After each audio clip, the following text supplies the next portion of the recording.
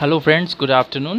Today we are going to discuss about 6 important words जो हमें बहुत कंफ्यूज करते रहते हैं. चलिए एक एक करके देखते हैं. सबसे पहला वर्ड है लाए और इसी जैसा एक और वर्ड है लाए. ये दोनों एक जैसे से हैं दिखने में, बोलने में एक जैसे से हैं, लेकिन इनके मतलब अलग अलग होते हैं. सबसे पहला जो वर्ड आपको दिखाई दे रहा है इसका मतलब होता है झूठ बोलना. लाए, इसकी सेकंड फॉर्म लाइड और थर्ड फॉर्म भी लाइड होती है. अगर आप ये कहते हैं ही इज़ लाइंग यानी कि वो झूठ बोल रहा है. दूसरा है लाए, इसका मतलब होता है लेटना.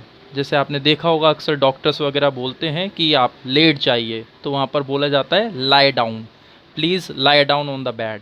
तो लाए के साथ डाउन लगाते हैं, ज़्यादा ठीक रहता है. तो लाए का मतलब हो जाता है लेटना. इसकी सेकंड फॉर्म होती है ले और थर्ड फॉर्म होती है लेन. ठीक. तीसरा वर्ड है ले.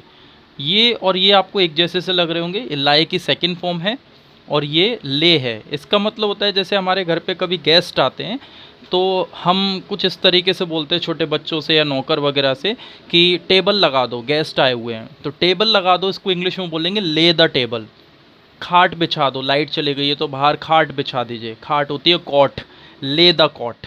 इस तरीके से इसकी सेकंड फॉर्म होती है लेड और थर्ड फॉर्म भी होती है लेड. ठीक. फिर आपके पास कुछ अलग वर्ड्स हैं, जैसे ये है लूज़, ये भी लूज़ है और ये लॉस है. ये भी कंफ्यूज कर देते हैं. यहाँ आप देखेंगे मैंने क्रॉस लगा रखा है क्योंकि इनकी सेकंड और थर्ड फॉर्म नहीं हो सकती है. ठीक. ये एक क्रिया है, एक एक्शन है, एक वर्ब है, इसलिए इसकी सेकंड फॉर्म लॉस्ट है और थर्ड फॉर्म भी लॉस्ट है. इस लूज़ का मतलब होता है खो देना, गवा देना. जैसे डोंट लूज़ द अपॉर्चुनिटी. ठीक. She has lost her purse, उसने अपना पर्स खो दिया, यानी गवा देना या खो देना. इसका मतलब होता है ढीला.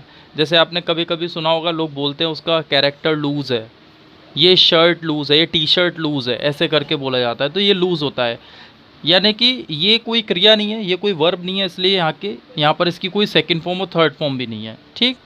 तीसरा वर्ड आपको दिखाई दे रहा है लॉस. ये प्रॉफिट का अपोजिट होता है. प्रॉफिट माने होता है फ़ायदा, लाभ, और लॉस का मतलब होता है घाटा, यानी कि नुकसान, हानि. तो इसकी भी कोई सेकंड फॉर्म थर्ड फॉर्म नहीं होगी क्योंकि ये भी कोई क्रिया नहीं है. ये इसमें कोई एक्शन नहीं है, कोई काम नहीं है, इसलिए इसकी सेकंड फॉर्म थर्ड फॉर्म नहीं होगी. ठीक है. ये वर्ड्स थे जो बहुत कंफ्यूज करते रहते हैं हमें. तो आई होप आपको अच्छे से समझ में आ गए होंगे एग्जाम्पल के साथ साथ. चलिए नेक्स्ट वीडियो में हम किसी और शब्द की या किसी मुहावरे की बात करेंगे. Bye bye, take care.